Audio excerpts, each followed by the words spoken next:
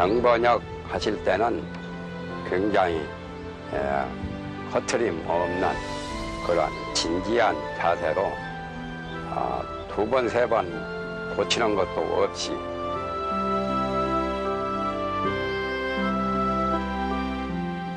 스님께서 경전을 번역하셔서 출간하실 때 제일 핵심 요체는 대의입니다. 대의.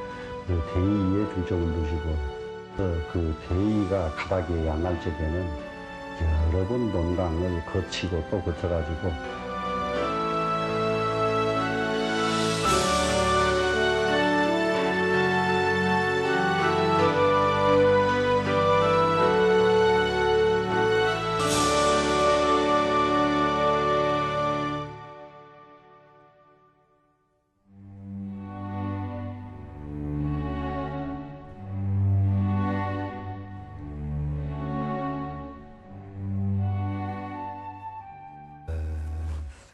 큰 스님을 뵈었던 모든 사람들이 똑같이 모두 하는 말씀이 처음 딱 대면하면은 꼭 신선같이 보인다. 이런 말씀을 모두 많은 분들이 하십니다. 근데 저 역시 어릴 적에 어떻게 그런 풍모를 이 세상에서는 배울 수 없는 이 세상뿐이 아닌 그런 느낌이었죠. 유불선 삼교에 박통하시고 또 선풍 도걸인 신선의 골격으로 처음 느꼈습니다. 재주가 쉽게 말하면 재화가 넘쳐 흐르시고 또 말씀도 언변도 막힘없이 청산유수처럼 그렇게 설법도 진진하시고 하는 그런데 감명을 받은 바가 있습니다.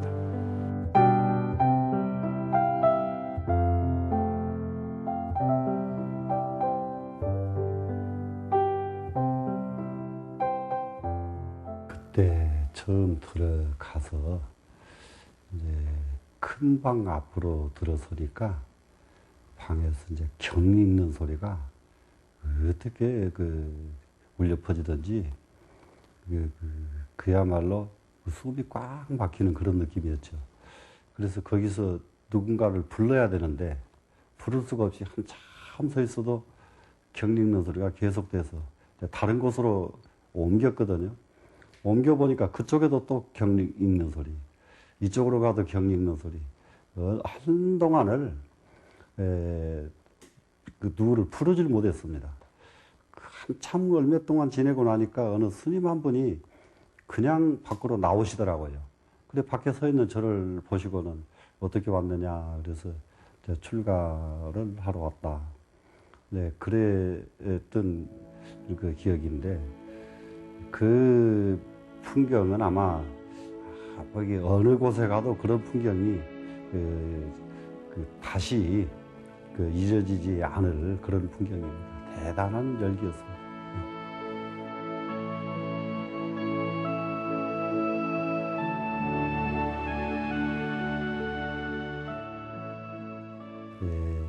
스님이 저를 처음 딱 보시더니 딱 중국 사람 같다고 그러시면서 이게 중국 사람 같이 생긴 사람이 중국어로서는 잘하는데 한번 잘해봐라. 이게 첫 말씀이셨습니다. 원래 해인사 100년 하면서 도자, 원자, 도원 큰스님을 은사로 거기서 삭발하고 삼위계를 받고 제자가 되었습니다. 그 후 대구 동화사에서 관흥 큰스님을 모시고 선원 제전집 강의를 들었습니다. 그 후 관흥 큰스님에게 구사유식 그런 유식 철학을 배우려고 했었는데 여의치 않아서 관흥 스님께서 단어 스님에게 소개를 하셨기 때문에 그래서 관흥 스님의 편지를 가지고 오대산에 가서 그때 수도원 하고 계실 때 거기 가서 수학을 한 것입니다. 이제 그때는 그걸 잘 몰랐습니다만은 스님의 그 전략, 그 정신은 그 후에 모든 그 궁핍한 데서 벗어난 뒤에도 계속 이어지셨습니다만은 그때 당시의 생활 신조는 그 말할 것 없이 본인을 그 스님 본인을 위시해서 모든 대중들이 입고 먹는 부분에서 가장 아주 철저하게 이제 검소하셨고 공부하는 사람에게 오로지 공부 이외에 다른 것은 보질 않으시기 때문에 그런 회상이 지금 다시 없습니다만은 저는 그때 당시 행자인데 그때 스님께서는 그 화엄경을 강의를 하셨거든요. 그런데 다행히 제가 이제 조금 그 마을에서 이제 서당을 좀 다녀서 글을 대충 조금씩 이렇게 훑어볼 줄 아는 이제 그런 터라 그 공부를 좀 하고 싶은 마음을 내니까 스님께서 행자라도 공부가 우선이니까 와서 공부 참관하라. 그래 하셔서 행자인데 화엄경 강의하시는데 참관을 했었습니다.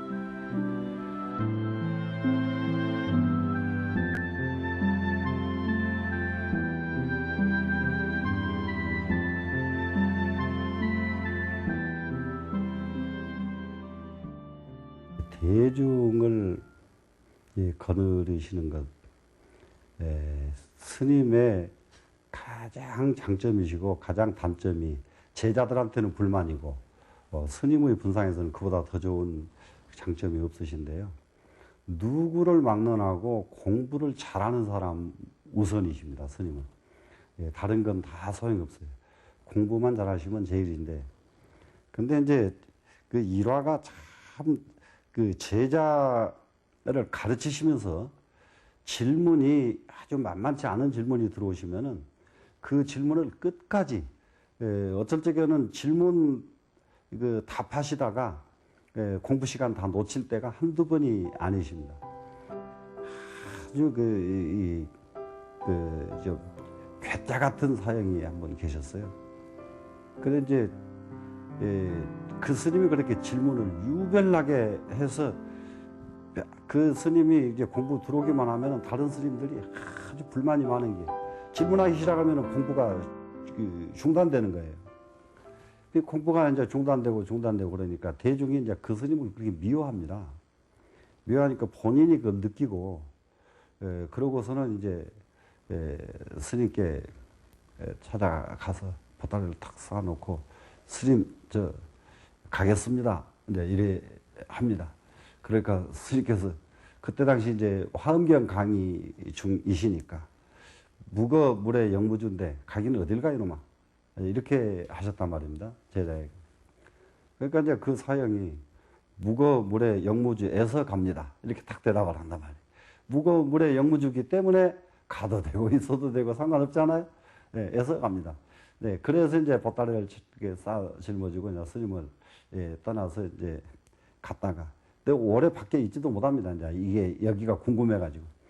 그래서 이제 다시 돌아오면은 그 스님은 한동안은 질문 안 하고 가만히 잘 참관을 해요. 그러다가 이제 질문이 발동하기 시작하면 공부에 또 방해를 줘.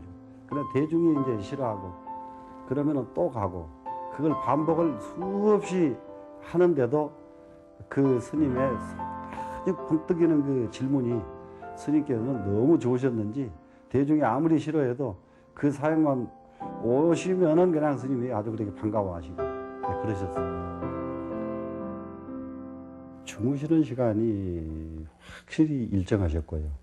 그러니까 그 주무시는 그 시간 일정한 것은 그 여행 중에서도 마찬가지고 외국에 나가셨을 때도 마찬가지고 꼭 같으십니다.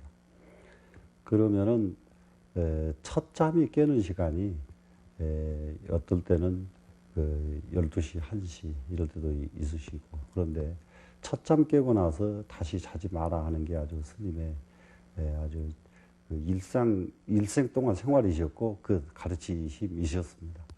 왜냐 그러면은 이제 경험을 해보시면 알지만은 첫 잠 깨고 일어났을 때처럼 정신이 맑은 때가 없거든요.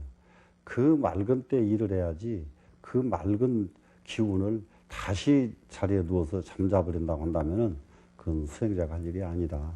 네, 그렇게 가르치셨고 본인은 일생을 그렇게 하셨습니다.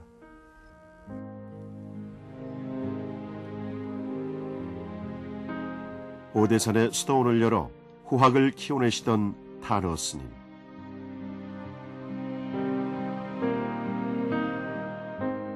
스님이 원력을 세우신 역경불사는 후학들에게 불학 공부의 지름길이 되어주었다.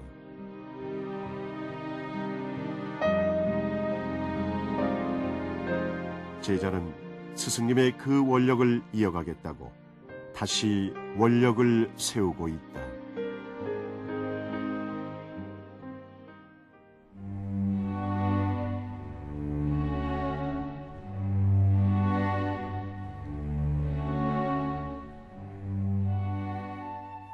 스님께서 원하시는 바가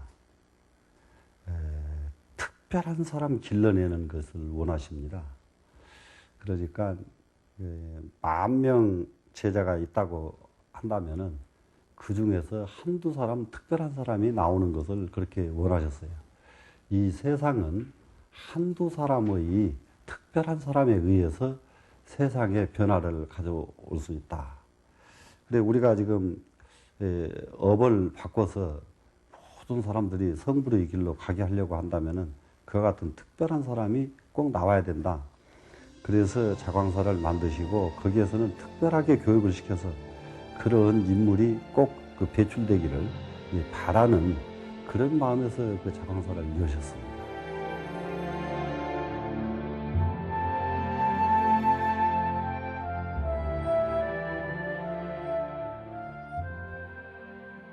그때 당시 3년 결사를 마친 대중들이 공감한 것이 전부가 다 3년 결사로는 공부가 미진하다.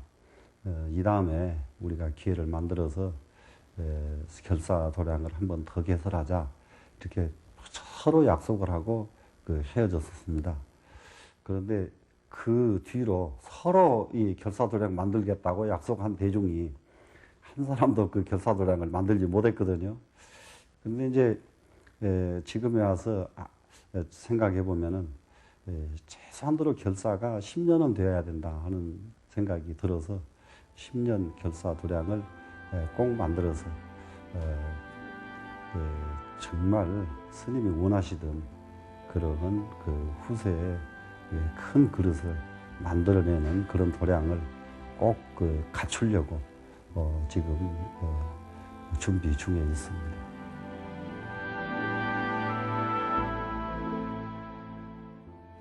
스님께서 경전을 번역하셔서 출간하실 적에 제1 핵심 요제는 대의입니다. 대의. 그 대의에 중점을 두시고 두 번째로 이제 오탈자를 이제 중요시 하시고 그래서 그 대의가 가닥이 안 날 적에는 여러 번 논강을 거치고 또 거쳐가지고 마무리 지어서 작업을 하시고 꼭 그렇게 하셨습니다. 그 작업을 하실 적에 9시면 주무시고 11시, 12시 어쩔 때에는 1시 때 일어나시면은 일어나시자마자 원고를 쓰기 시작하는데 그 시간에서부터 아침 공양할 때까지 이렇게 원고 쓰신 양이 얼마만큼 양이 분량이 많든지 우리가 가서 세아릴 수가 없습니다. 단어 선생님께서는 하엄경을 보아야만 부처님의 풍부한 부처님의 깨달으신 그 살림살이를 알아볼 수 있다라고 그 말씀을 하셨습니다. 그리고 그분께서는 만년필 하나 가지고 원고 몇천 내씩은 10,000내 이상 이렇게 쓰신 그러한 기억이 남아 있습니다.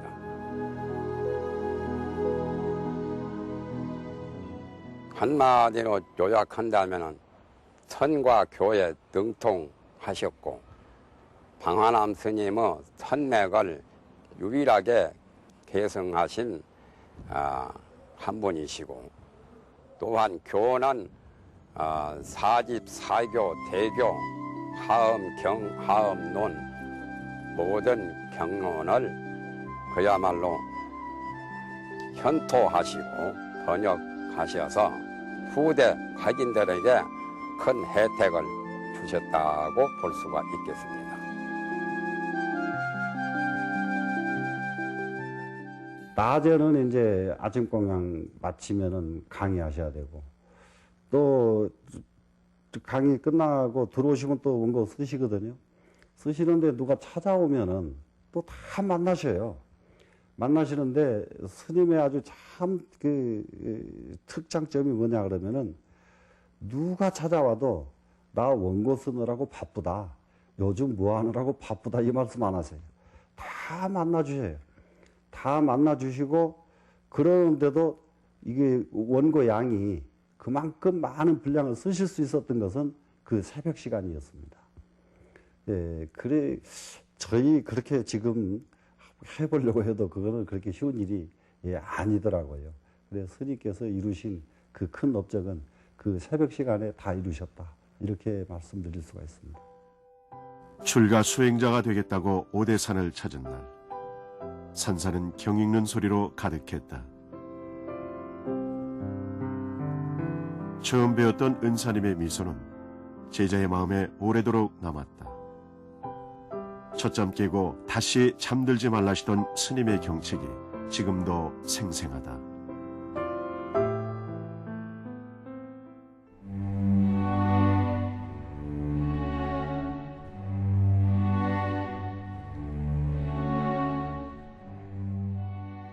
그때는 먹고 살기가 어려워서 오대산에서는 강냉이밥도 많이 먹었습니다. 옥수수밥. 그리고 기타 어려움은 지금처럼 생활이 여유롭고 교통이 좋을 때와는 판이합니다. 그러는데 큰 스님께서는 항상 근검 전략하고 검소한 가풍에서 공부를 하는 것이 가장 떳떳한 수행자 모습이라고 그런 말씀을 누누이 말씀하신 적이 있습니다. 한마디로 말해서 공부를 제외한 그 아무것도 없는 분 이것이고 둘째로는 그 스님의 원력이 이 나라의 운을 바꾸는 그런 원력이 그렇게 크셨어요. 사람이 이 수행자의 가장 덕목은 구군에 이바지해야 된다. 구군에 이바지해야 된다. 그러니까 나라 운에 도움을 줘야 되고 또 나가서는 전 그 세상 그 인류 문명에 도움을 줘야 한다. 이 원이 워낙 크셨기 때문에 그러려고 그런다면 그만큼 공부가 이루어져야만 된다 하는 것을 한 번도 놓친 일이 없으십니다. 스님께서는 확실히 어떤 격식이나 형식 이것은 이거보다 그 내용을 중시하셨습니다. 그래서 가르치는 격식에 있는 게 아니라 가르치는 내용이 문제다 하는 것을 아주 누누이 강조하셨고 그러시고 늘 이제 원하시는 바가 그 누가든지 와서 묻는 겁니다. 묻는 건데 저희가 묻는 것이 책을 가지고 가서 책을 펴놓고 물으면은 대답을 안 하셔요. 전혀 화를 내셔요, 스님께서. 대답을 안 하시는데 책을 보다가 애워가지고 가서 물으면은 이제 밤을 새서라도 가르쳐 주십니다. 공부하는 사람은 공부하다가 안 되거든. 그때 다 애운 것을 그래도 애웠는데도 안 될 때에 묻는 자세. 그걸 그렇게 좋아하셨습니다. 다른 것이 없어요. 공부 완성입니다.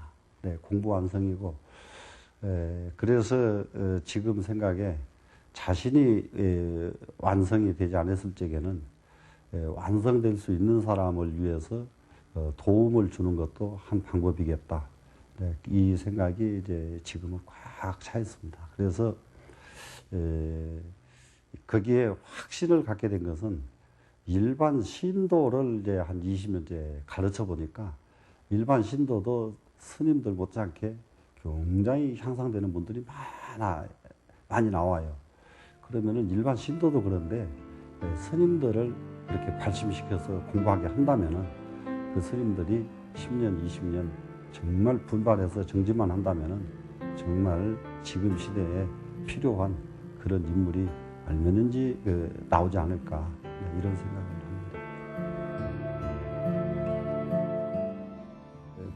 한마디로 요약을 한다 그러면은 이제 초발심 자경문에서부터 화엄경까지 이제 번역해 주신 건데요. 대부분이 지금 이제 스님 책이 나오고 난 뒤니까 비슷하게 번역본이 수없이 같이 나옵니다. 그런데 그 번역본이 하나도 없을 적에 그 일을 토를 달고 그 작업을 하시는 일은 그렇게 쉬운 일이 절대 아닙니다. 공부해 보신 분은 다 공감할 일이거든요. 그래서 스님께서 이미 다 토 떼놓으시고 번역을 해 주심으로써 이제 모든 사람들이 그것을 아주 마음껏 활용할 수 있도록 만들어 주셨거든요. 그래서 최소한대로 한국 불교사의 공부를 만약에 20년 해야 될 공부를 10년으로 줄일 수 있도록 10년이면 충분할 수 있도록 이렇게 해주신 분이 바로 우리 타너 큰스님이다. 이렇게 말할 수 있습니다. 스님께서 최후가 이제 이르르니까 그때 한양대학병원에 이렇게 계시다가요. 한양대학교 병원에 입원하고 계시다가 전체 대중을 부르셨어요. 부르셔가지고 이제 내가 다 됐으니까 오대산으로 가자.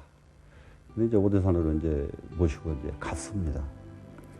갔는데 이제 저희들이 그때만 해도 하나 저희들이 명쾌하지 못한 그런 제자들이 되다 보니까 스님의 참뜻을 하나도 제대로 해드리지 못하고 병원에서 그 간호사 대동시키고 그래가지고 계속 주사를 놔드렸거든요. 그랬더니 그 마지막 열반 하시는 날 이제 몸뚱이 다 됐다. 주사 발을 빼라. 그래 이제 그 간호사가 절대 안 됩니다. 그러니까 빼라. 그래서 결국 스님의 지시에 의해서 주사방을 뺐거든요. 그때 이제 모두 그 상가들이 이제 모여가지고 스님의 최후를 우리가 그 마무리해드려야 되지 않느냐. 그렇게 해서 이제 저희 그 사형 스님이 그 스님 이 세상에 오신 것은 그 인연법에 의해서 오셨습니다.